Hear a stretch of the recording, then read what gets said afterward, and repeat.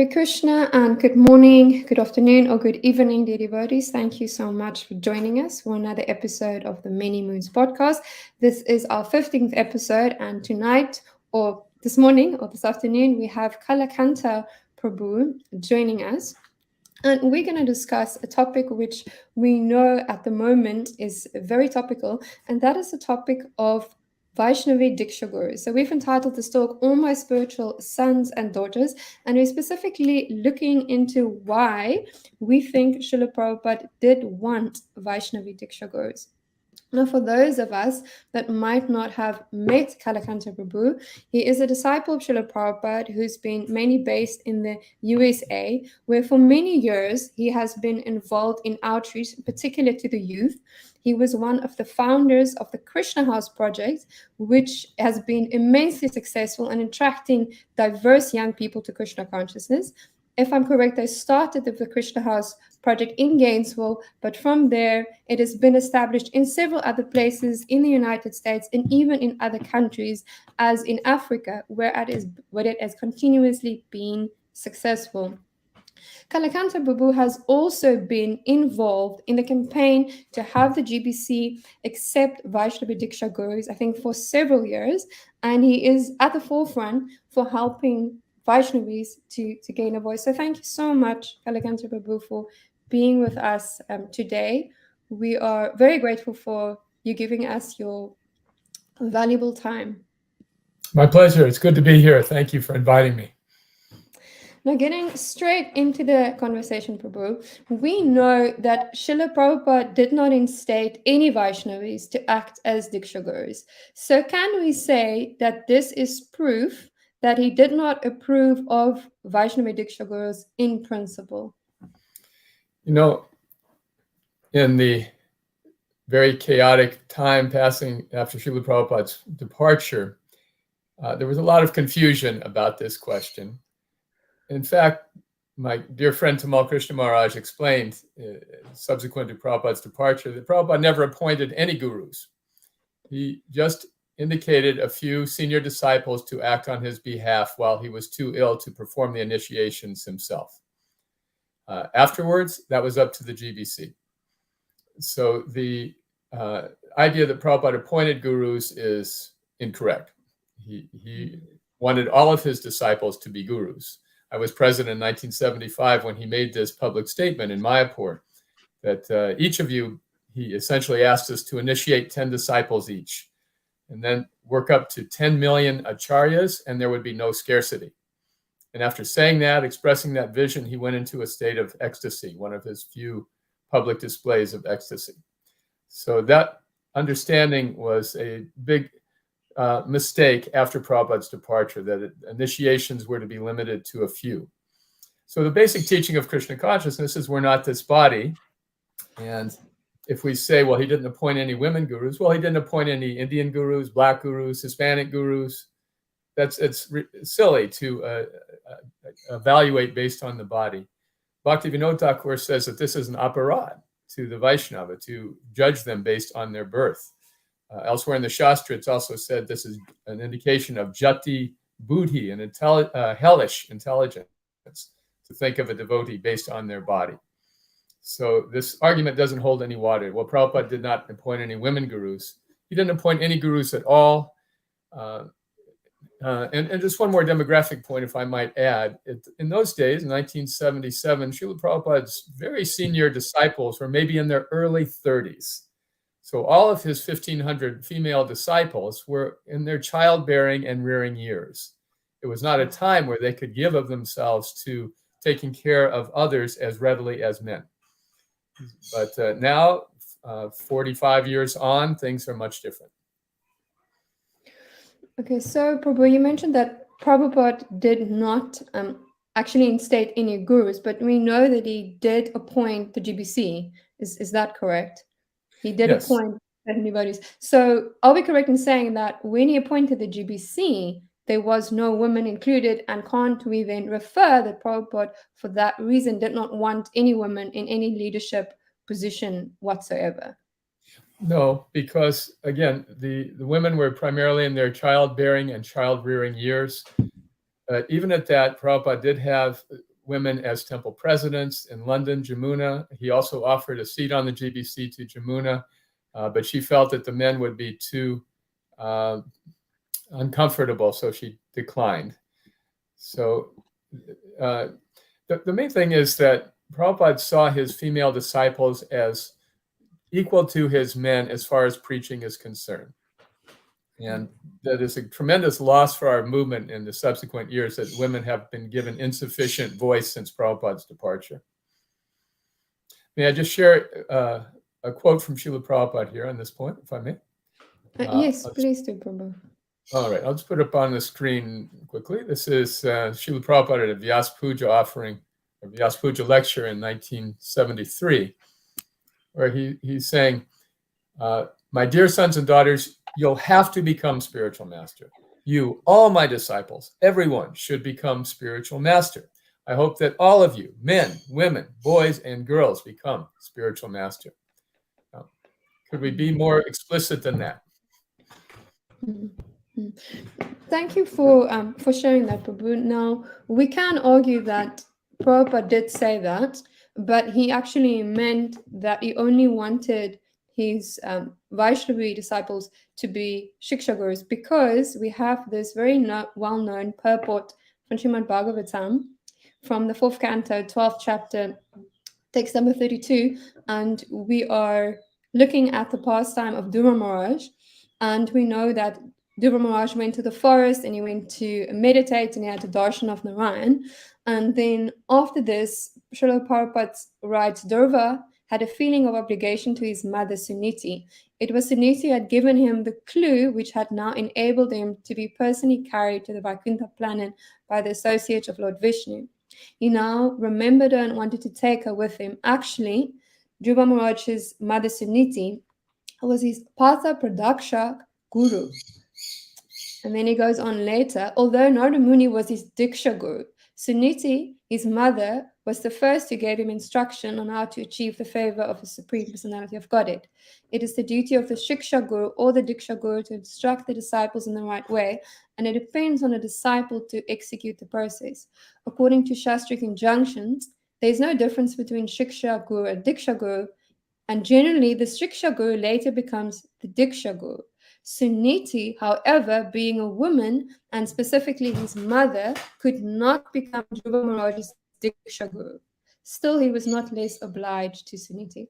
So, doesn't this prove that Prabhupada approved of ladies taking the position of Shiksha Guru, but definitely not as Diksha Guru?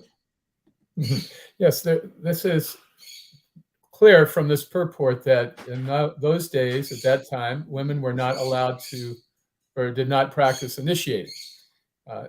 Certainly anyone can read that from this quote. Suniti did not initiate, and if there was a Shudra present whom Dhruva was inspired by, he would not have been initiating either.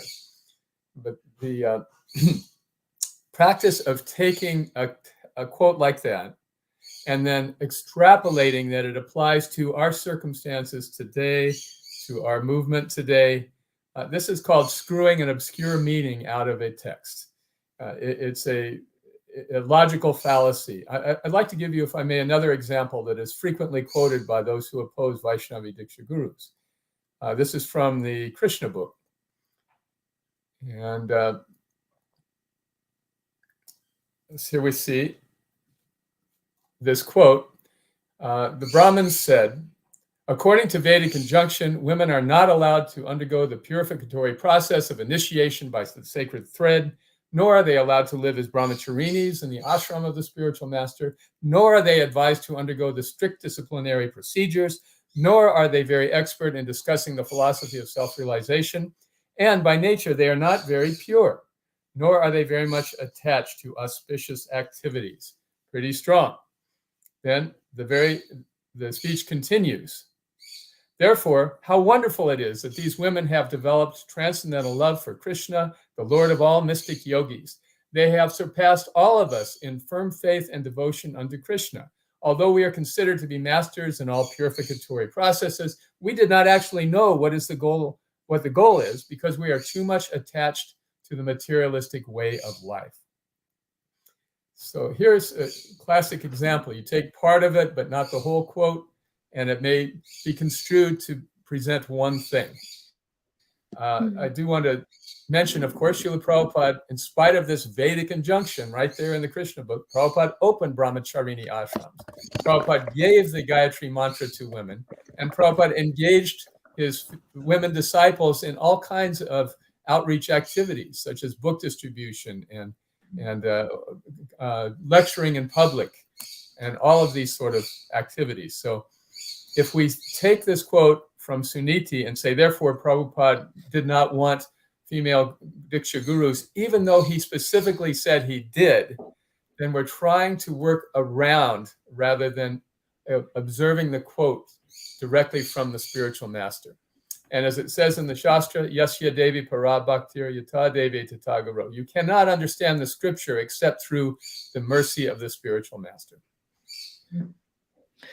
Thank you, Prabhupada. I have two objections. The one being that the times when Prabhupada said that I want all my spiritual sons and daughters to initiate, he would usually include both categories. He would say sons and daughters. And for the exception of that interview with the professor, there's not a specific time where Prabhupada said, like, I want, my female disciples to initiate in the future. So isn't that proof that Prabhupada was potentially, in his speaking, just trying to be inclusive to make the women feel accepted, given their cultural background, but he did not actually intend that they should take up that position socially to become Diksha Gurus? This is a very dangerous chain of thought. Well, Prabhupada said this, but he meant that. Where does it stop? Where does it stop? There's a scriptural injunction, for example, that a man should not hear a woman singing. And so one brahmachari wrote to Srila Prabhupada, we're listening to this tape of the Govindam prayers in the morning. There's a woman singing. We'd rather hear a tape of your divine grace chanting the Govindam prayers. And Prabhupada wrote back, no, you have made a very new discovery. This injunction doesn't apply, and we're listening to it here. You can listen to it there. Later, this devotee left Krishna Consciousness. There's another example, if you're interested in the Varnashram argument on this point. Prabhupada once was asked by a disciple, this democracy, Prabhupada was saying that democracy is the best option in Kali Yuga. And Prabhupada's disciple said, well, Prabhupada, you wrote in the book that democracy is inferior. And Prabhupada said, yes, but it's the best option today because there are no qualified leaders. So if we start second guessing Prabhupada's direct statements, we are running the risk of minimizing his importance as the founder Acharya of ISKCON. Then, Prabhu, even if we accept that potentially Prabhupada did make those statements that his daughters, his spiritual daughters, could initiate, we still see in that particular pastime we were referencing the wives of the Yagrik Brahmanas, we see that it is acknowledged that the wives had surpassed the husbands in their devotion. But we don't see that the wives change their social position afterwards. We don't see the wives, performing the yagya. We don't see the wives, becoming, active brahmanas themselves. So, aren't we saying that maybe women are, equally have equal opportunity to grow in devotional service, but that does not mean that they've got equal opportunity when it comes to social roles as being a guru? Well, this is a reason why we need Srila Prabhupada's guidance, Shardiya, so much, because he was doing something unprecedented. Even to cross the ocean for a sannyasi was against Vedic injunctions, but he went. And when he came, he implemented practical strategies that were successful for spreading Krishna consciousness. Here's an example from Srila Prabhupada's Chaitanya Charitamrita. Oh, no, actually, this is a letter, excuse me. Okay. This is a whole new thing in the history of the Sankirtan movement. I'm especially proud of how my householder disciples are preaching Lord Chaitanya's mission. This is a new thing in the history of the Sankirtan movement. In India, all the acharyas and their descendants later on acted only from the man's side. Their wives were at home because that is the system from old times, that women are not required to go out. But in Bhagavad Gita, we find that women are also equally competent like the men in the matter of Krishna consciousness movement. Please, therefore, carry on these missionary activities and prove it by practical example that there is no bar for anyone in the matter of preaching work for Krishna consciousness. So these are new social roles for a new set of circumstances, an unprecedented set of circumstances Srila Prabhupada was encountering. As the founder Acharya, he showed us what is the actual application of the Shastra in this time, place, and circumstance. Thank you, Prabhu. That was really the one thing I wanted to pick up on, because this is something that I've come across time and time again. Time again, we spoke about the Brahmins' wives being more sort of evolved in in the Shastras, but they actually didn't perform that role. Another thing that I've heard time and time again is, although Prabhupada did give second initiation to his female disciples, nobody got the thread. So therefore, that's the sort of Vedic, so almost the representation of that guru or being Brahminical. So although he gave it, that symbolic representation wasn't given. Therefore, that kind of is seen as his desire for ladies to not be performing that active role, like in the case of the wives of the Brahmanas. So what's this? Is this idea about, is it Vedic, is it Vaishnava? I mean, I'm sure we could talk about it all day long, but I'd like you to clarify that point. Why Prabhupada, if he said that you've said, Prabhupada had the same desires, same aspirations for his female disciples, why did he not give the thread to the female disciples? Srila Prabhupada described the millions of men in India who wear sacred threads but are not Vaishnavas as 2 paisa Brahmins. That's the cost of a Brahmin thread, 2 paisa. And he did not consider them authentic Brahmins in spite of them wearing a thread. On the other hand, my god sister Saradiya was in South America with her husband, pioneering. She had second initiation, Gayatri mantra from Srila Prabhupada. Her husband did not. Prabhupada wrote and said, you can give the mantra to your husband. So he did not see that as any restriction. The fact that for physical reasons or whatever reasons, the women did not wear threads. They had the Gayatri mantra. They chanted the Gayatri mantra. He gave them the full mantra. He did not hold back any part of it. And he expected them to act as Brahmins. It's interesting, like today in ISKCON India, women are not allowed to do deity worship. But in Srila Prabhupada's time, it was the ladies who he instructed on how to do the deity worship, and then they instructed the men. Janani Vasprabhu and others were instructed by Prabhupada's women disciples on deity worship. So for cultural reasons, people may not take ISKCON seriously because of their biases. If they see women doing deity worship in parts of the world, certainly not the case in other parts of the world.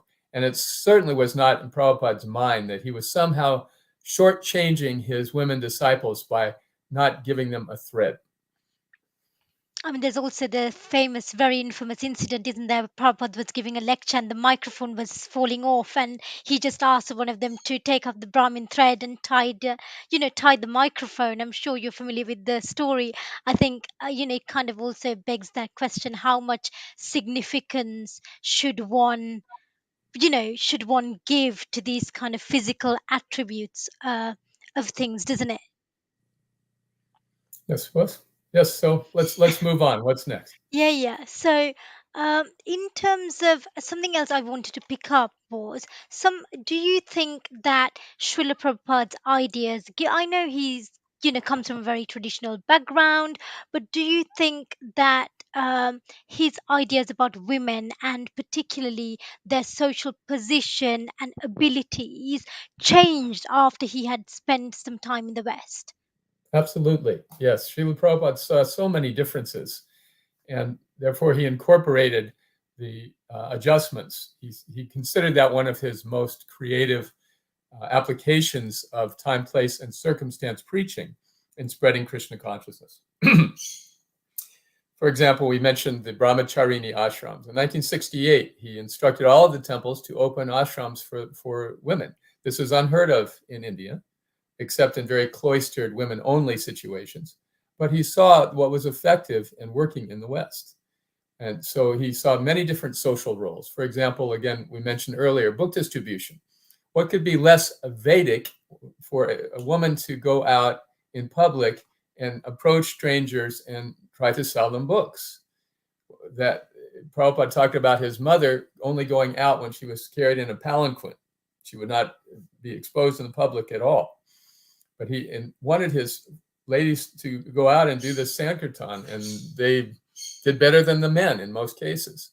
One of my god sisters, Mula Prakriti, asked Srila Prabhupada about this contradiction.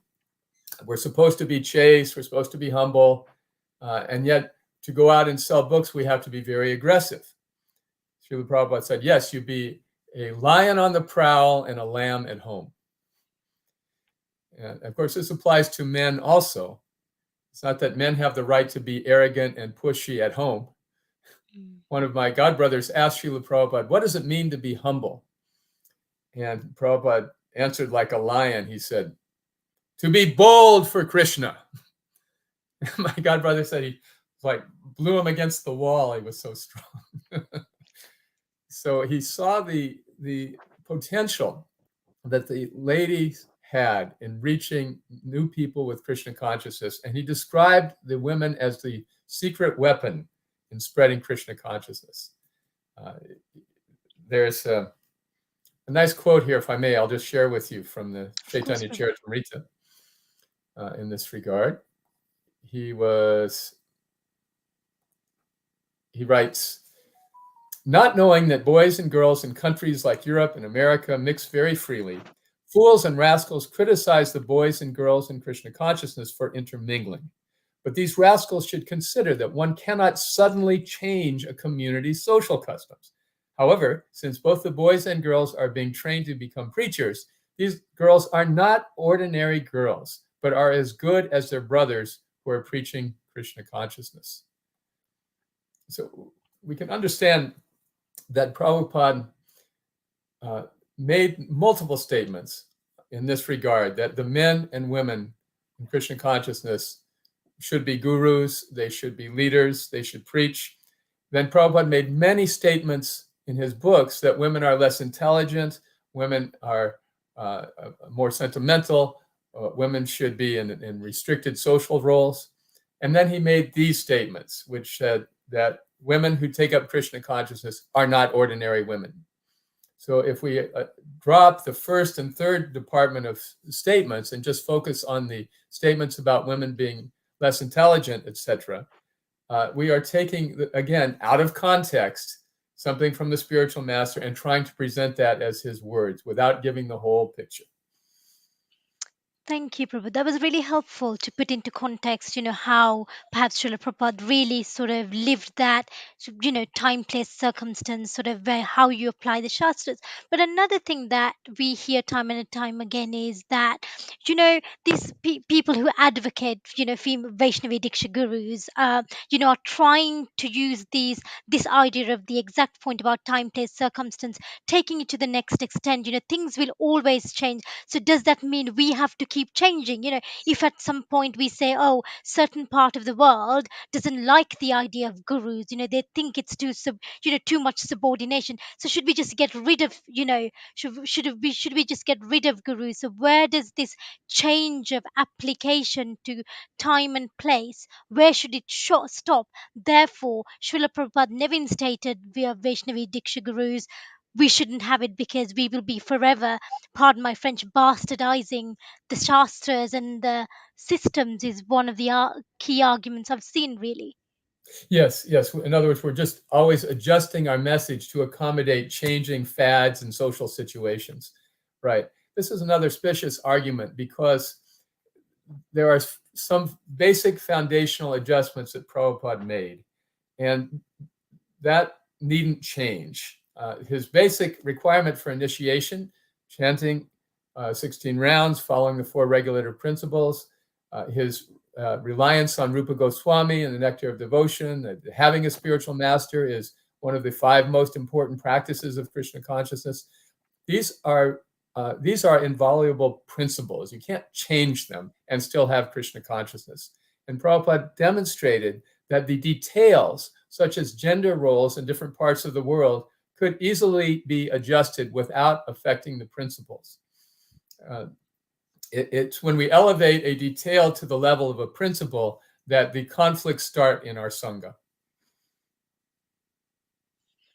No, that was very helpful. Another thing that we hear is, are Vaishnavi Diksha Gurus part of our Gaudiya Vaishnavism? Is this part of our Sampradaya? I know there are a few Nityananda line and others that are, that have female Goswaminis and are actually practicing to this instead refute this idea. Chaitanya Mahaprabhu didn't have active out there female sannyasin, so therefore what is this idea of female diksha gurus? It's just a western woke concept. So can you just put into context the history of Vaishnavi diksha gurus within our Gaudiya Vaishnavism sampradaya really? Yes, Chaitanya Mahaprabhu said, Kiba vipra kibanyasi se guru hoy. If one knows the science of Krishna, one can be a guru. It didn't matter what was one's designation. So let's not conflate these two things. Prabhupada was specific that women should not take sannyas, and women are not applying to take sannyas. There's a great deal of misunderstanding in our Sangha, thinking that guru means sannyas. 90% of our gurus are sannyasis, But according to Chaitanya Mahaprabhu, that is not a restriction. If we look, though, at the history of Chaitanya Mahaprabhu's movement, there were many Vaishnavi Diksa Gurus. I'm not a scholar in this area, but I've consulted with scholars. Rupa Chandra Prabhu, who teaches history of religions at Manhattan College in New York, he studied Gaudiya Vaishnava history thoroughly. He says, oh yes, there were many, many gurus amongst the female gurus among the followers of Chaitanya Mahaprabhu. Many of the wives of the Panchatattva, for example, had disciples. And the main thing he noted in his study was that nobody thought much of it. It was just not a big deal. Chadaratma Prabhu, my godbrother, who's also done extensive study and does presentations on the lives of Vaishnavacharyas, he says the same thing. Oh yes, if you read the histories, there were so many. It was a commonplace affair that women would also initiate those who approached them for shelter. Again, going back to this point, the Shiksha and Diksha are, according to Shastra, the same. You can't say you can give Shiksha, but you can't give Diksha. But let's get a little more contemporary. Amongst the followers of Srila Bhaktisiddhanta Saraswati in the Gaudiya Math, there are female Diksha Gurus. One is in Puri, one lady named Urmila. Her husband gave his blessings that she could initiate. She has been the acharya of many, at least a couple of maths, has many, many disciples. There is another Gaudiya Math lady who is initiating, who has many disciples. She started to initiate in the West because she's so popular. And the Narayan Maharaj followers, Jadharani, my god sister, is now initiating disciples. I mean, ISKCON is missing the boat. We're doing the preaching and other people are coming in and taking the results of our preaching because of our reluctance to let women take this role. You made a very important point, Prabhu, around the difference between the Shiksha and the distinction. So Vaishnava Siddhanta essentially states that we shouldn't differentiate between Shiksha and Diksha Gurus, and Vaishnavis are already acting as Shiksha Gurus. So people would say, why is there need? So is there a need? If there's no difference, what difference does it make? Because they're acting as gurus anyway.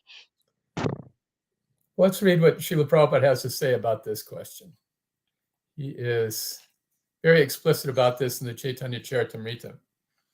Sometimes a caste guru says that Ye Krishna Tattva Veda Se Guru Hoy means that one who is not a Brahmin may become a Siksha Guru or a Vartma Pradakshika Guru, but not an initiator guru. According to such caste gurus, birth and family ties are considered foremost. However, the hereditary consideration is not acceptable to Vaishnavas. The word guru is equally applicable to the Vartma Pradakshika Guru, Siksha Guru, and Diksha Guru. And here's the important point. Please note this. Unless we accept the principle enunciated by Sri Chaitanya Mahaprabhu, this Krishna consciousness movement cannot spread all over the world. So by making this differentiation, oh yes, women can give Shiksha, but they can't give Diksha, we are inhibiting the growth of the Krishna consciousness movement all over the world. It's at times like this, I miss Prabhupada's presence so much because I know in 1 second he would put this silly argument to rest. If people are capable of giving Shiksha, they're capable of giving Diksha. If I may add to that, the qualities of the Diksha Guru, really, to do it well, it means you need to be compassionate, you need to be patient, you need to be accessible, you need to be understanding and encouraging, nurturing. These are qualities that women have very deeply, especially women who have raised children, who have nurtured them through their childhood, teen years. And now we're talking about women who are grandmothers, highly experienced, very endowed with the qualities that are required, that disciples are looking for in their gurus.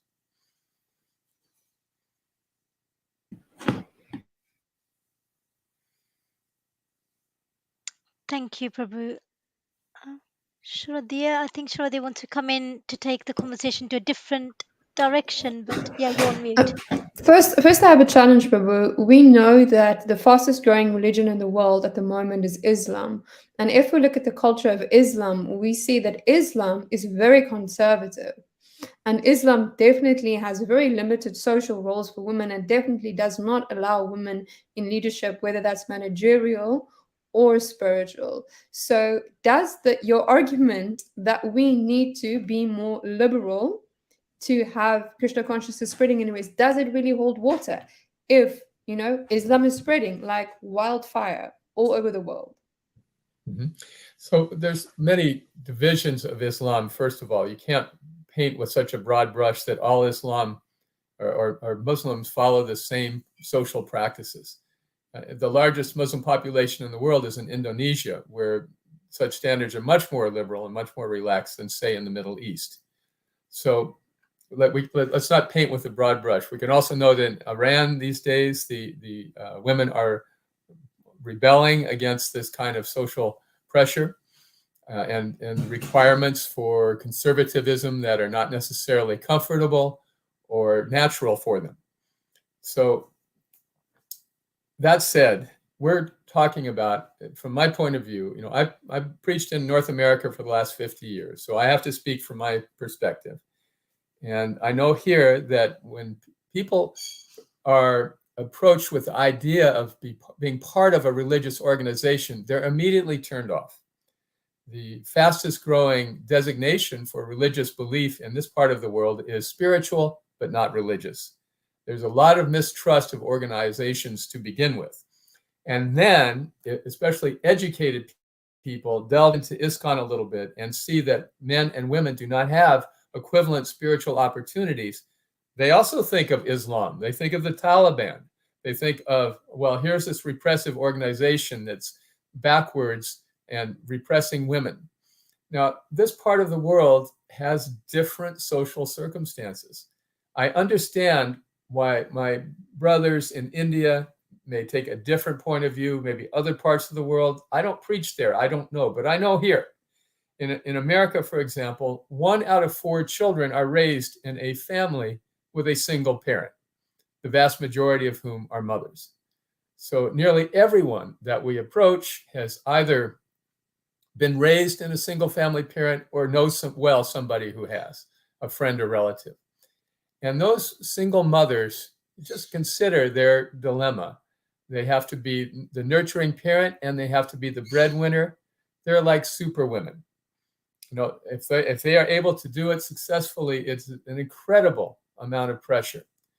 And it's so common in this part of the world that no less a figure than Ronald Reagan, the conservative icon, in 1980 announced a national holiday recognizing Single Parent Day.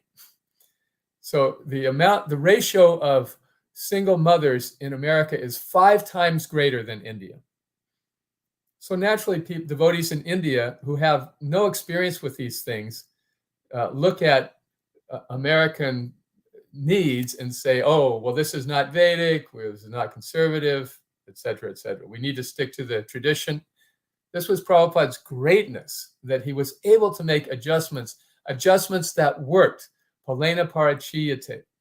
He writes in the Chaitanya Charitamrita that those who criticized him could not do anything for spreading Krishna consciousness. But he was very successful because he adapted to the present environment. So, yeah, the idea of conservative social roles in Islam, when presented in this part of the world, would be a great way to turn people against Krishna consciousness. But Prabhu, we have to acknowledge you could also see it from a completely different perspective. We could argue that the fact that there's so many single mothers in the United States is proof of how degraded the culture is. And the question is, do we really want people that are so degraded that they cannot accept a transcendental system of varnashram, which gives subservient roles to women? Like, do we want that quality of people? Like low quality people who cannot accept authority, that cannot accept tradition. Do we really want them? Are they really like the people that Prabhupada would have wanted? We have to ask ourselves. Yes. As someone who received this mercy of Srila Prabhupada in coming and preaching to very fallen and unqualified people, I have to answer your question like, yes, we do. We want people who are interested in bhakti yoga. We want people who are interested in Vaishnavism, who may come from any walk of life. This objection, it's so prevalent in our history. Srila Bhaktivinoda Thakur, people objected to him being open to those of non-Brahminical backgrounds, taking up Krishna consciousness. Srila Bhaktisiddhanta Saraswati was threatened. His life was threatened by those whose livelihoods depended upon their unique position as being born in Brahmin families, and who felt threatened by him allowing those from non-Brahmin families to enter into Vaishnavism and Brahminical practices. So we're getting the same thing today. It's exactly the same mood that Srila Prabhupada threw aside under the order of his guru to make Krishna consciousness accessible to this very fallen part of the world. That is his greatness, hardly his disqualification. So are we saying that, well, Prabhupada came to the West, he preached to these Malechas and Yavanas, he gave us his pranam prayer, Paschatya Deshatarane, who delivering the Western countries, but now we're more advanced. We don't have to bother with these things anymore. And the Western countries, the degraded people, we cannot bother with them because we might get contaminated by their culture. You see? And Prabhupada was fearless. He was not afraid of that.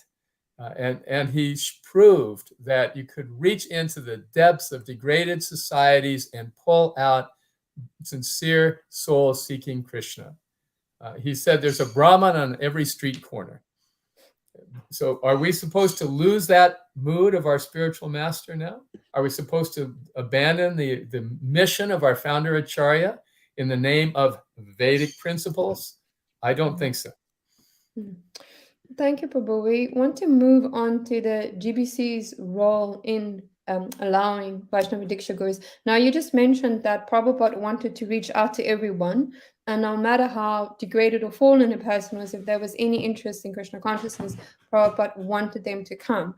We can, however, say that although Prabhupada accepted everyone, regardless of their position, he had expectations that once people were in the society, they would gradually elevate themselves. And the GBC has that role for setting standards to ensure that everyone is gradually being elevated. So related to that, does the current ISKCON requirements for a devotee to act as a Diksha Guru prohibit Vaishnavis from giving initiation? If we look at the specific requirements, what does it mean to be a Diksha Guru? What are the qualifications? Are women per definition excluded? Well, let me give a little brief history. In the late 1990s, it became evident that children in ISKCON were being abused. And the GBC took many steps to correct that abuse. Shortly after that, in 2000, leading women in ISKCON came forward and saying, we're being mistreated also. And the GBC issued a formal apology. and made arrangements that women would get equal access for worship and other opportunities in our Sangha. So shortly after that, a woman applied to initiate disciples. This was a woman who'd been preaching for many years, who had many aspiring disciples. And so the GBC commissioned a Shastric advisory group to study the question. So this group of neutral, erudite, experienced devotees came back with, after studying the history and studying Prabhupada's words and studying the philosophy, came back and said, yes, women can initiate. So there were objections. And long story short, they later commissioned another study by a Shastric advisory group who came back with precisely the same conclusions. So they said, yes, women can initiate. They put certain restrictions on women that did not apply to men. For example, women had to be 55 years old or more. They had to have blessings from their elder son or husband or a male protector. But otherwise, the conditions were the same for men and women. And that was passed in about 3 years ago. And those who opposed have been doing everything in their power to delay.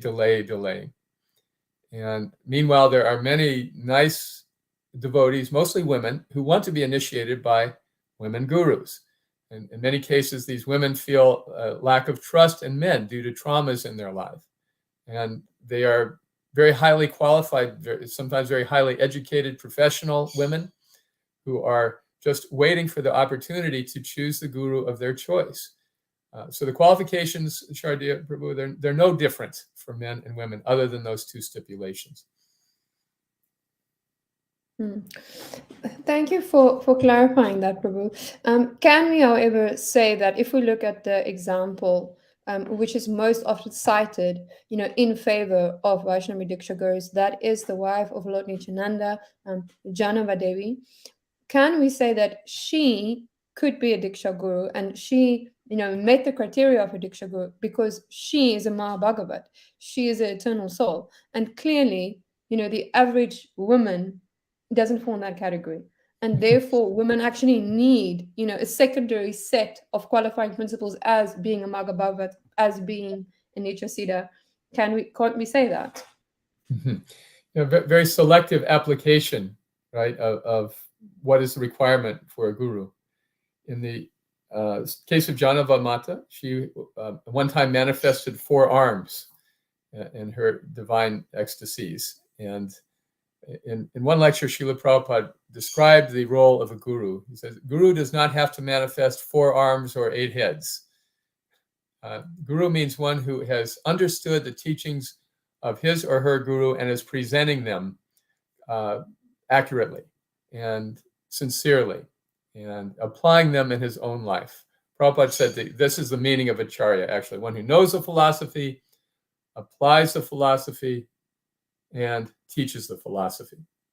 So many women, so many wonderful Vaishnavis in our Sangha practice or know, apply, and practice. Some of the leading scholars in our movement who have the highest degrees that we're offering, the Bhakti Sarvabhauma, or Bhakti Vedanta, Bhakti Vaibhava, many of those highly educated individuals are in women's bodies.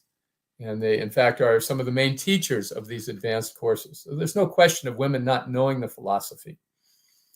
And practicing the philosophy, very painful for me to see my dear, sincere God sisters who've been practicing Krishna consciousness for 50 years or more, enduring all kinds of maltreatment or disrespect from the male leadership, and persisting nonetheless, now being told, well, we don't care if you have so many people who want to take initiation from you, you're a woman and you can't. I mean, it's just heartbreaking. And what are these young, educated women supposed to think? They see, here's an example of someone who's given their whole life to Srila Prabhupada, and yet they are not allowed to preach in the way in which they're qualified. They meet the qualifications, but just because of their gender, they're being denied. So,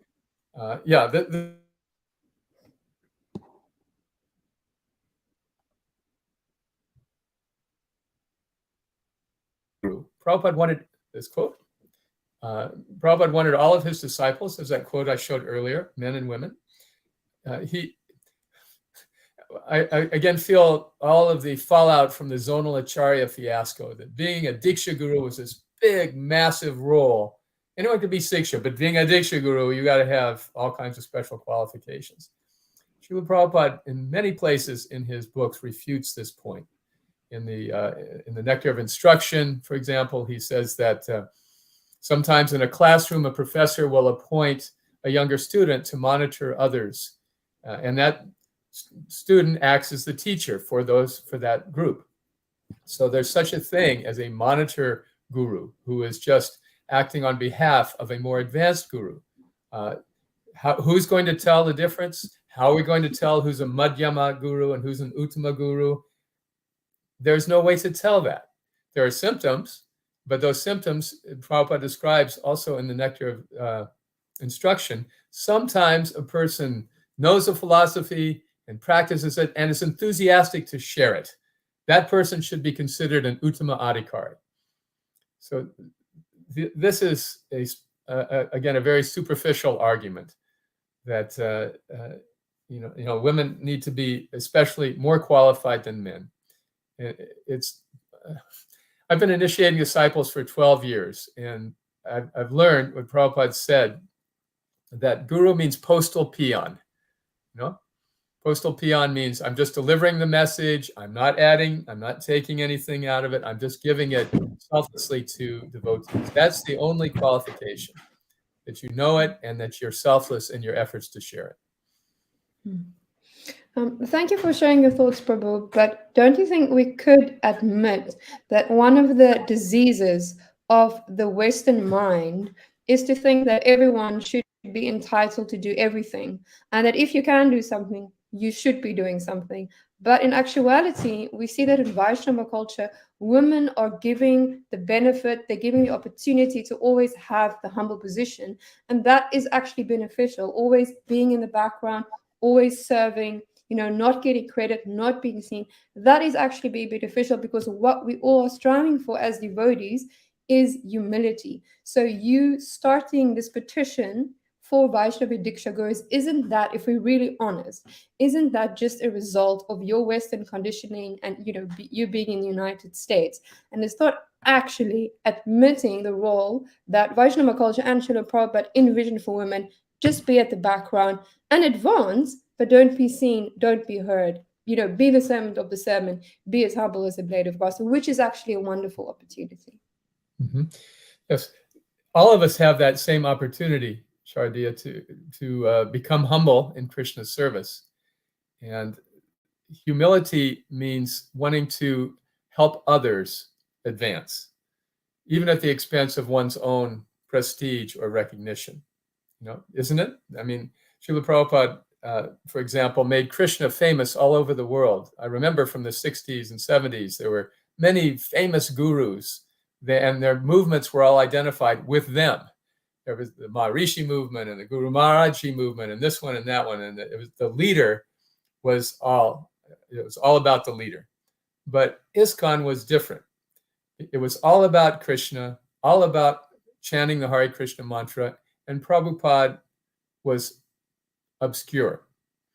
And he made Hare Krishna a household word all over the world, but he was not widely known, you see. So the point is, to be a Vaishnava and to share Krishna consciousness is in and of itself a most humble activity. So as far as imposing social roles on women, we need to understand that these roles are superfluous. They are secondary in relation to Vaishnavism. If one is a Vaishnav, if one is a devotee of Krishna, one has already surpassed all the varnas and all the ashrams, all the social constraints that are there to help non-Vaishnavas gradually progress to being Vaishnavas. Those are done. They are behind. Prabhupada writes this in the 3rd canto in relation to the 4 Kumaras. You don't need to practice Varnashram if you've come to the point of Vaishnavism. So he was proud that these women had come to him and come to the point of Vaishnavism. He said they're as good as their brothers. In the matter of preaching Krishna consciousness, there is no differentiation. There is no restriction. So everybody should be humble. We're saying only the women should be humble. only the women should take this subordinate role? All jivas are female in relation to Krishna. So is it just the women who get this opportunity to have a humble social role and the men can be arrogant? This really rankles me when I hear we want to establish Varnashram in the name of Prabhupada. This is 50% of Prabhupada's mission. We want to establish Varnashram. So Varnashram was rejected by Chaitanya Mahaprabhu in his conversation with Ramananda Roy as subordinate, as inferior. It's meant for the non-devotees. But if you try to impose the Varnashram on Vaishnavas, then we make an aparad. Vaishnava can act in any one of the Varnas and any one of the ashrams.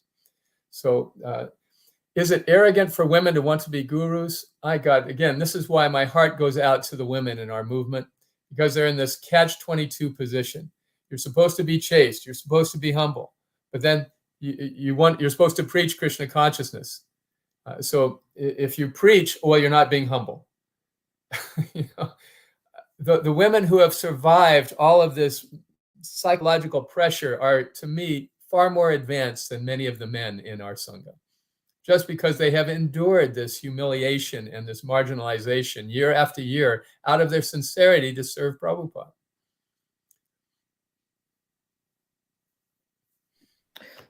Thank you for explaining that, but could you still clarify and prove to us that your reasons for starting the petition against the GBC, which we could say is an act of defiance, your reason to start this petition that Vaishnavi Diksa Gurus should be allowed is not motivated by a feminist agenda? Can you clarify and prove? Well, I wonder if you have read the petition. People who have that mood that it's an act of defiance have not read the petition. What the petition says is that we support the GBC's modality of cultural sensitivity, allowing various parts of the world to adjust their preaching and their spiritual leadership strategies to the time, place, and circumstance. That is what the petition says.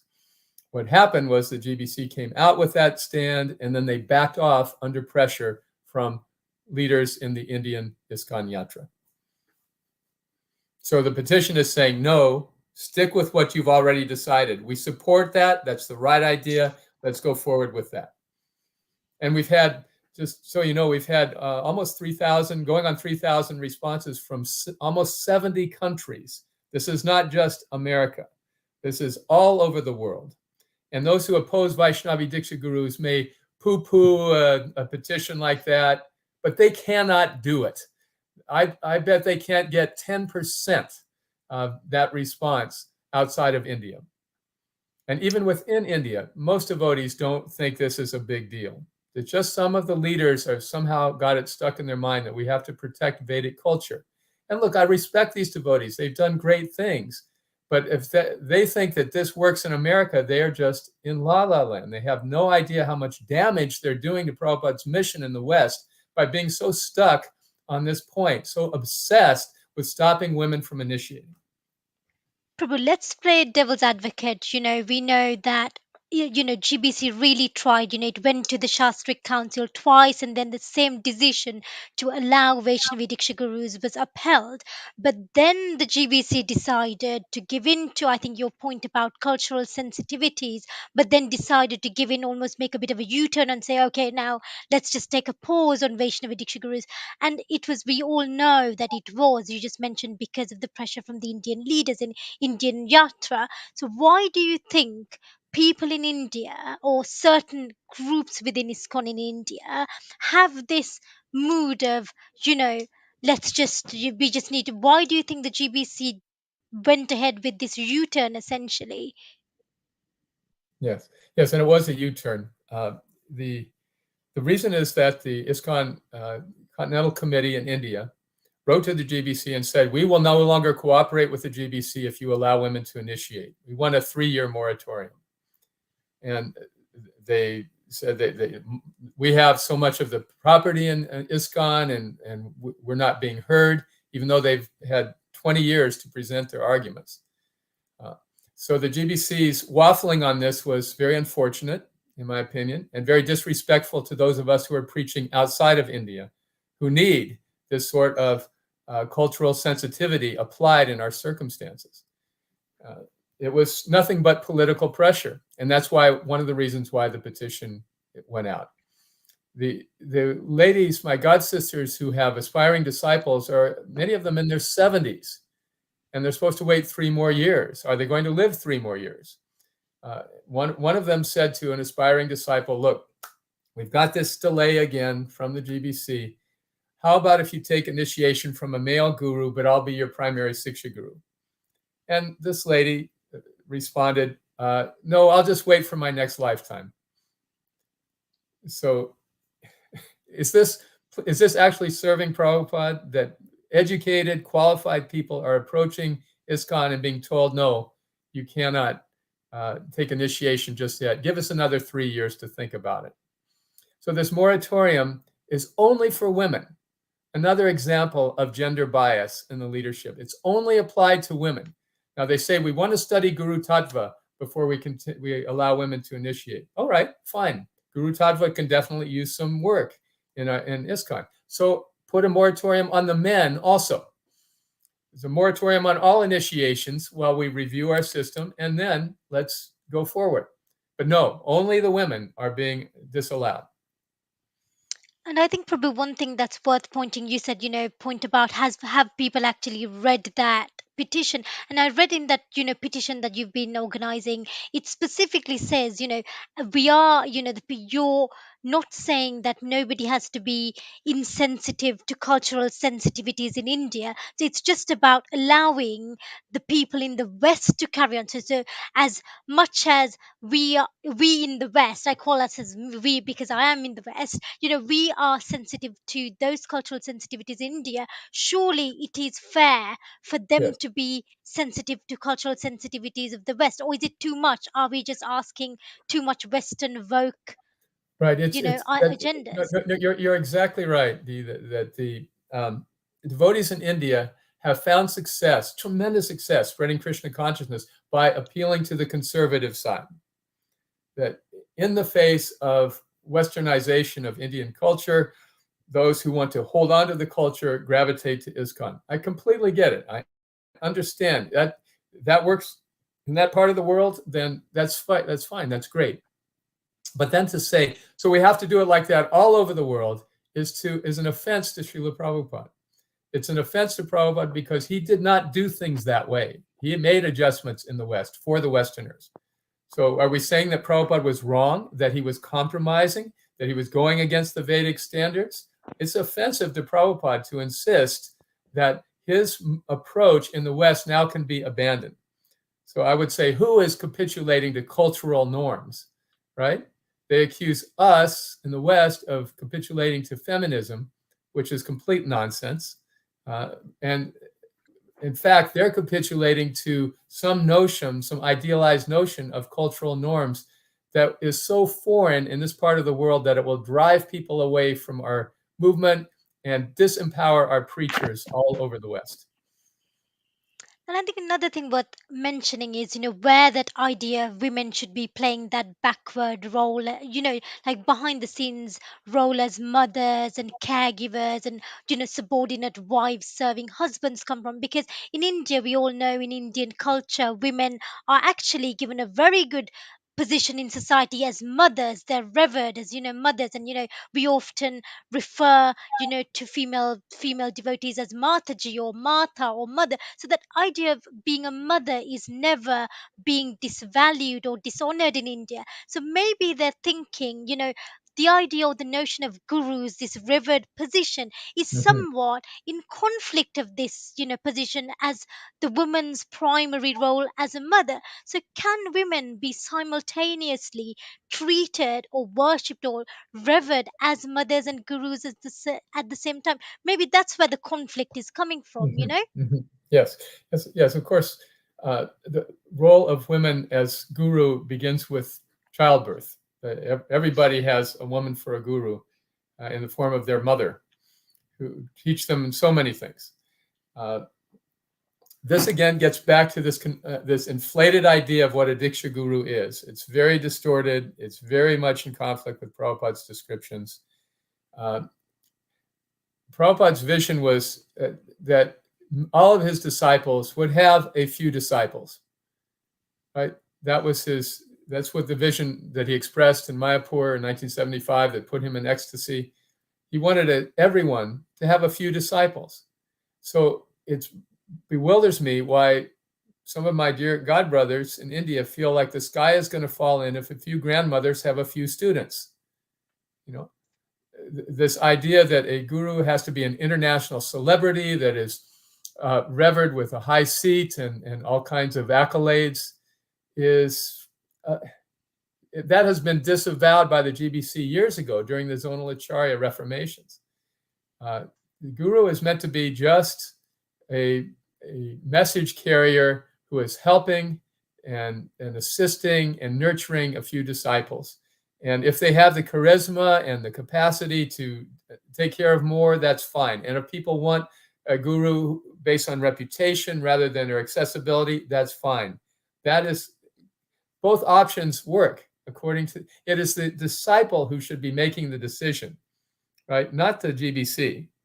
And the GBC has a right to say you have to meet minimal criteria. They've done that. But then to say, well, you meet the criteria, but you can't because you're a woman, this is very difficult for educated people to accept in this part of the world. I know, Prabhu, we briefly covered this point about, so again, another conflict alongside the notion that, women as mothers and gurus doesn't quite add up is that, can women be gurus under the Varnashram system? Because Varnashram system, although you mentioned that, Lord Chaitanya did say, it's not something that we should be upholding because Vaishnavas are above the Varnashram system. But we've time and time again come across, people trying to uphold this Varnashram system and the Vedic society. But is there anything in the Varnashram system that stipulates women under the Varnashram system cannot be gurus? Is that where this kind of thing is coming from? This notion of female gurus is non-Vedic, it's not in the Varnashram system, therefore we should not be doing it. Yes, that is exactly where it's coming from. And we also, I showed you the quote earlier that Prabhupada made adjustments for the West. He said this is new in the Sankirtan movement for women not to have this role in the background. It's new, it's innovative, and it was working. And it still works. It still works. When gender equity is practiced in the West, people join. This is one of the reasons, Shardia, you mentioned I've been an outspoken advocate for this. I'm not a feminist. I'm a preacher. I'm trying to preach Krishna consciousness for 50 years in this field. And this is what you need. People will respond positively when we can show gender equity. And gender equity in this case means that at least a few women freely initiating those who want to be their disciples. So should we be setting that aside in favor of Varnashram? Well, Prabhupada said that preaching was 50% of the mission. The other 50%, this Varnashram, he was addressing to his preachers who were having a hard time staying in Krishna consciousness. He wanted to be sure there was a safety net. He had an army of brahmacharis in the mid-70s distributing books. They started having trouble, falling down. That was what motivated him to say this. I know this from Abhiram Prabhu, who was his nurse and the confidant at that time. He said Prabhupada could see that especially the brahmacharis, even sannyasis, were really not fit for a life of renunciation. He wanted to make sure that they could have a life in Krishna consciousness nonetheless. That was why he wanted to go to Gita Nagari, show how to live off the land, and establish the Varnashram as a safety net. But if you are able to follow the principles and able to chant 16 rounds and eager to preach Krishna consciousness, Varnashram is irrelevant. You have a mission to awaken spirit souls to Vaishnavism. And it doesn't matter what Varna or ashram you're in, or the people you're preaching to are in, or whether they accept it or not, you see? So if people want to establish Varnashram, why don't they start somewhere else? Why pick on the women, right? Women are supposed to be protected, but instead they're getting repressed. Repression is not the same as protection. Protection means you are enthused, you are enlivened, you feel secure, you feel motivated and happy, right? And to say, well, we're going to start implementing varnashram by putting the women in their place is, to me, a very unhealthy frame of mind, right? There's so many ways you can implement varnashram. I mean, we talked about the single mothers in America. Why don't we start with the Kali Yuga men, right? Why don't we train them up in how to be decent, responsible husbands and fathers and take care of families? Why don't we start with that movement? Why don't we present ISKCON as representative of family values as opposed to repression of women? Do you see how this message is so backwards and so obnoxious to people in this part of the world? Whereas it could be very positive if we put the emphasis in the right place. Another example is village life, agriculture. There's tremendous interest and appreciation for those who try to live off the land and grow their own food and get back to nature. Why don't we emphasize that in our varnashram efforts? Why don't we start with that? I can tell you one reason. My wife and I in our late 60s are trying to learn how to grow food with our family, our children, grandchildren. And it's hard work. It's hard work, and we weren't brought up this way, so we don't have experience, but we're trying to gain experience and share it with our children, and that way establish varnashram. Why start varnashram by putting women in their place? It's just so unfortunate, foolish, and offensive to Srila Prabhupada. Thank you for sharing your thoughts, Prabhu. Can't we argue, though, that the whole goal of varnashram is to protect women? So if we're going to denounce varnashram, we're leaving women vulnerable, and women are key, because we know in Bhagavad Gita it is said that when women are degraded, the whole society degrades and falls apart. So women are absolutely key. So I think we understand we have to focus on the women. And if we are saying that varnashram is irrelevant, we are denying the fact that varnashram is Krishna's transcendental system, and we're putting it on an equal level with all other social systems and generals, which is a very distorted thinking, because we're very clear. Prabhupada wanted varnashram. Varnashram is the only system that Krishna approves of. And we also know that if we implement varnashram, it will be to the benefit of all. But, starting with the women, as is made clear by Bhagavad Gita, that is important. Well, I did not mean to imply that varnashram is irrelevant. It's relevant for non-devotees, and it's relevant for devotees to understand its value. But to impose its strictures on devotees, that's irrelevant, because devotees are already beyond that level. This is my point, Shardia, that the idea of guru being this superstar does not fit with a woman's position in varnashram. You're exactly right. But the idea of the Diksha Guru being the superstar is not the proper understanding of the Diksha Guru. It is a small scale operation for most people, and we need desperately. Right now we have dozens of gurus with thousands of disciples, and we need thousands of gurus with dozens of disciples. The GBC has made many efforts to get more people to accept the responsibility of initiating disciples, but then they're cutting out 50% of the audience, of the market, by saying, well, it's not proper for women to have this role. The role of guru is postal peon, just taking care of a few people. And grandmothers are eminently qualified to do that, having raised children and grandchildren. They're eminently qualified to take compassionate care, attentive care of aspiring Vaishnavas. So it's not, I don't mean to minimize the value of varnashram. All I'm saying is it needs to be applied intelligently. Thank you for clarifying that, Prabhu. Still, we can argue that women are in a special category in themselves.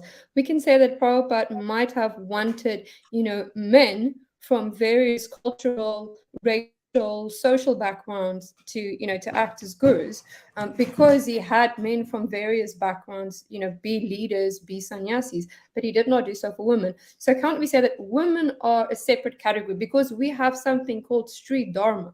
We don't have an emphasis on dharma for a certain race or there's not even like a phrase for the dharma of kshatriyas, etc. But Sri Dharma is there and it's emphasized, it's glorious. So doesn't that show women are in a unique category and therefore they uniquely can have different qualifications or exclusions from Absolutely. acting as Diksha Gurus?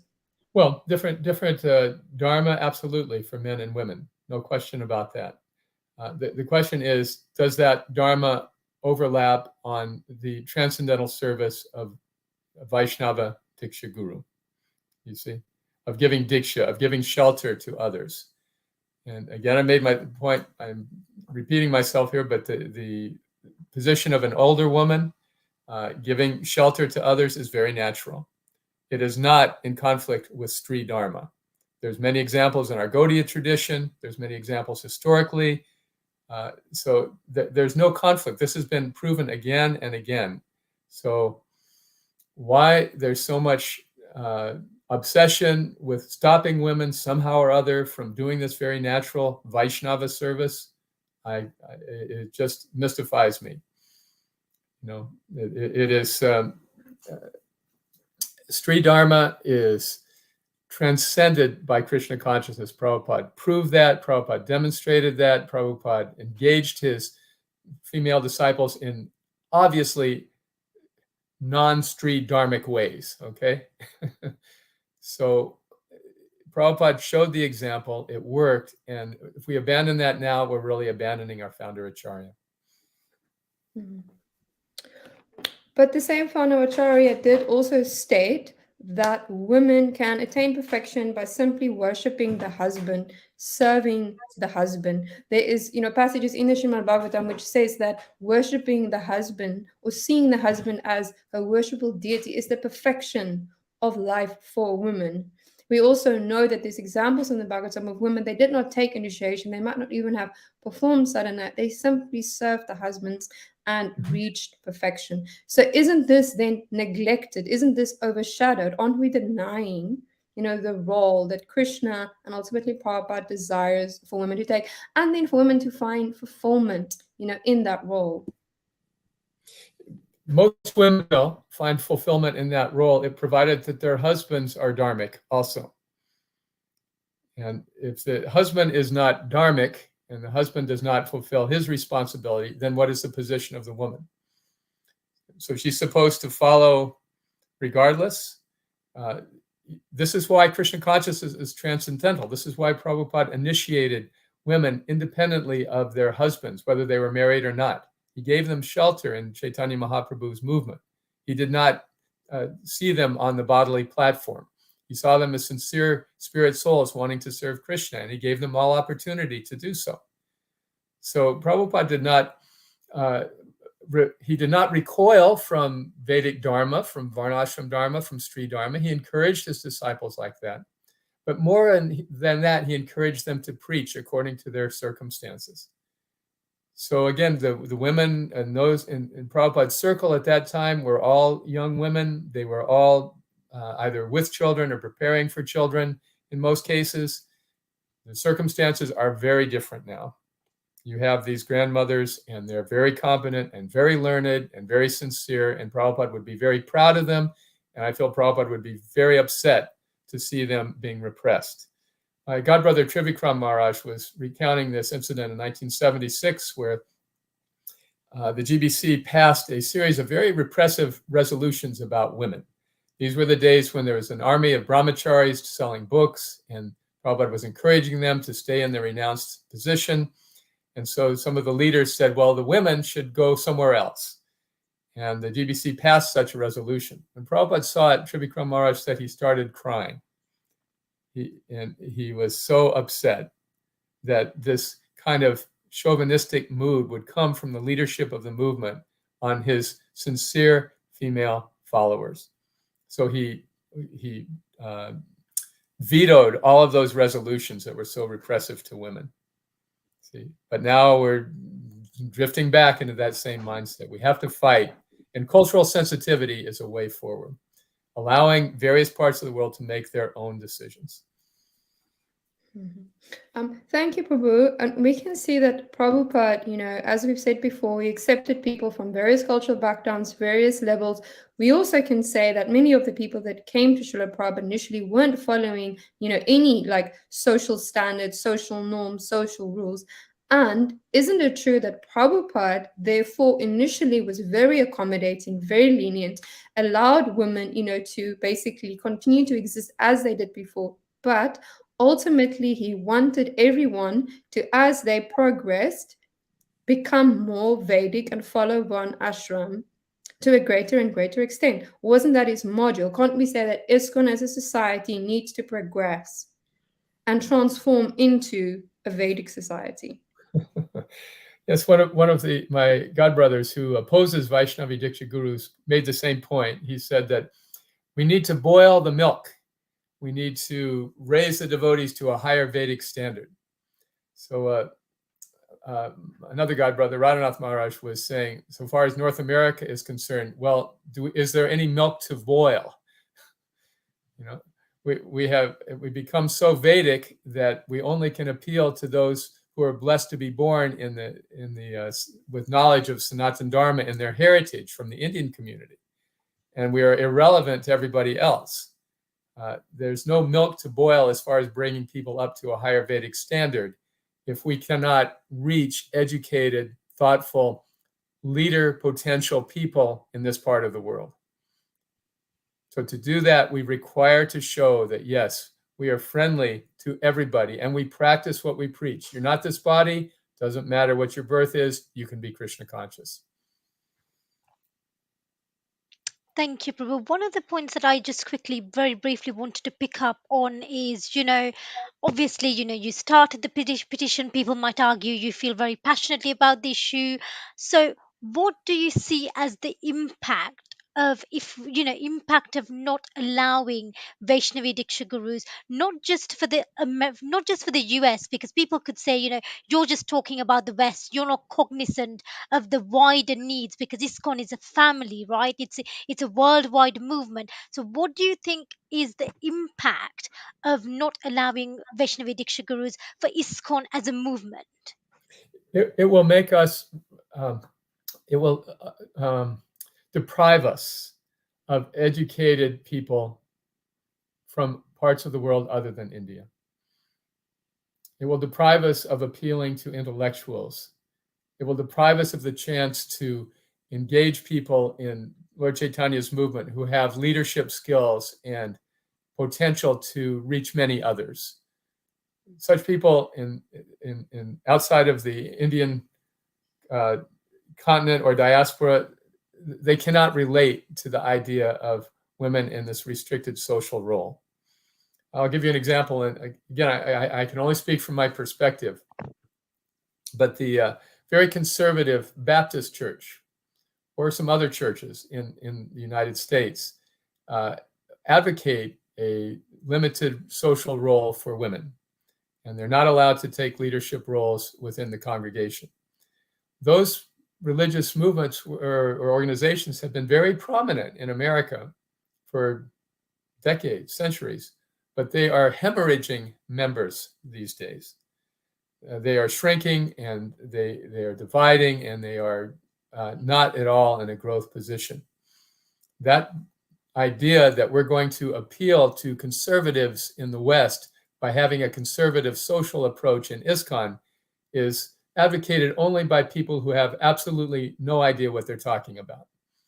We will be deprived of the quality of leadership that Prabhupada envisioned ISKCON acquiring from this part of the world. No, thank you, Prabhu. And also, there is, we need to be very conscious. This issue is something that's really highlighted cultural sensitivities across the whole spectrum of devotees from across the world, really. So, there seem to be this gulf of difference, clearly, evidently, when it comes to the attitude towards Vaishnavi Diksha Gurus. So, I think one thing we cannot neglect is how we respect those cultural sensitivities, and also encourage unity and sort of coordination. There's no harm, no, nobody's going to get anything by standing on two opposite corners, arguing at each other. So how do we move across these barriers and the gulf between the different fractions? One could argue even from the time of creation, the Kumaras didn't want to follow Brahma's instruction, did they? So from the time of creation, there has been disagreements and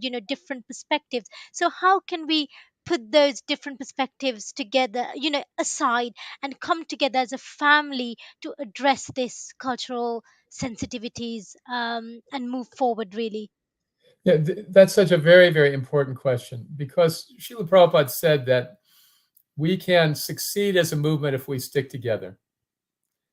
And I really feel the GBC has it right, as do our thousands of signatories on the petition.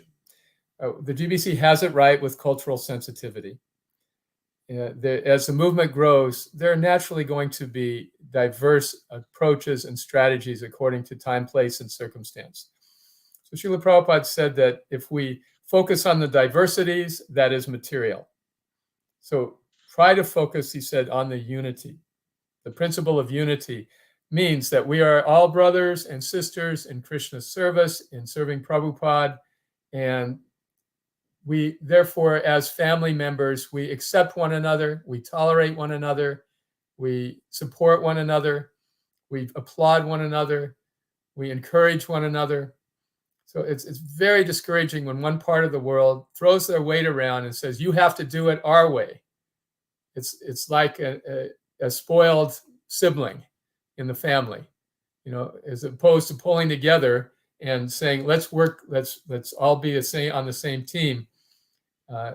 What we're hearing is, you're not important, you don't know what you're doing, you are violating Vedic principles, and this is very discouraging. So the GBC, in their wisdom, by a very strong majority, said we should make this a culturally sensitive issue. That allows for unity and diversity. Anything else means a split in our unity. And this would be so displeasing to Srila Prabhupada. So the only way we can avoid splitting is to appreciate one another, tolerate one another, and accept one another, and give each other respect. Amanina manadena, right? Not demanding respect. No, we have to do it our way because we're powerful. No, that's not amanina manadena. That is just the opposite. To respect one another means that we give each other the benefit of a doubt that we can do things intelligently, don't you think? So this is what we're seeking. Yeah. If I may, I'll just share with you this website that we're developing. A group of us who are experienced preachers and senior devotees here in the West are trying to show how we can maintain this unity and diversity. Again, if we're bunched up, we can never be broken. But when we're divided, then we can be broken very easily. So we have established this website, Unity and Diversity, ISKCON.org. And on this website, you'll find many discussions on the subject of not only Vaishnavi Diksa Gurus, but how to work in a cooperative way with varying strategies for preaching in different parts of the world. Thank you, Prabhu. I think that was really, really helpful. And the point about respect, and I recall very clearly one of the things that my Gurudev said as well when we had a disciples meeting, that nothing displeased Prabhupada more than when his disciples were fighting with each other or disagreeing, be making it very ugly. We can all disagree, agree not to, agree to disagree, but doing it in that respectful manner is the sensible and mature way to do. And thank you so much for sharing that link. We will put that link across so listeners that are our viewers at home can actually follow that, and hopefully it'll help us form some sort of unity, even if it's to agree to disagree, but to do it in a respectful way that doesn't disrespect ISKCON and Srila Prabhupada. Sharadia, you had a few comments, and I think we will probably then draw it to a close. Yes, I just wanted to thank Kalakantha Prabhu for giving us his valuable time and sharing his experience, his knowledge, and his insights with us. As we mentioned, we have already left the link to the Unity and Diversity YouTube channel, and you can find more discussions with Kalakantha Prabhu and other senior devotees on the topic of Vaishnavi Diksa Gurus, but also on other topics which are potentially divisive, but which, if we manage it properly, can still be points of unity. If we keep Srila Prabhupada, I think, at the center, and also honor Srila Prabhupada as the highest authority. So thank you very much. We just also want to acknowledge there were a lot of comments and there were a lot of questions coming up from our viewers. We appreciate everyone's enthusiastic involvement. Unfortunately, we do have a limit on time, so it's not feasible for us to respond to all of those now. But please do feel free to leave comments, leave more questions, and we can see if our speaker has time to respond to some of the most prominent questions. So thank you so much, devotees, for joining us today. We do hope that it was an informative and an enlightening discussion. And please do let us know if you would like us to continue the discussion.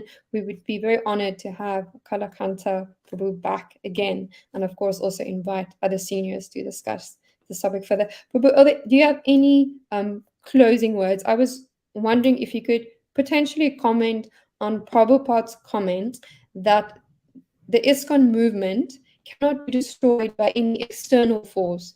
It can only be destroyed from within. So could you maybe, for closing, just comment on how that very profound statement Prabhupada made is relevant to this whole discussion? First of all, thank you very much for the opportunity to be here. I enjoyed your conversation tremendously, and questions and responses from your listeners as well.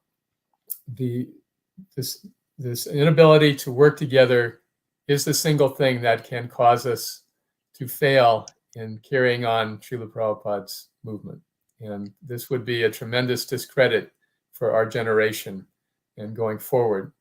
So my hope is that those who are hearing this podcast will consider these points, that we can work together without insisting that everybody do things exactly the same way. That's unity and diversity. That will prevent us from getting in conflicts that threaten to tear apart the fabric of our Sangha. We would be so pleasing to Srila Prabhupada if we can just work together, join hands, spread Krishna consciousness to everyone in every town and village all over the world. That will make our lives successful. My generation is aging out rapidly. So to end our tenure with a harmonious, tolerant, and inclusive mood would be, I can't imagine a higher offering we could make to Srila Prabhupada.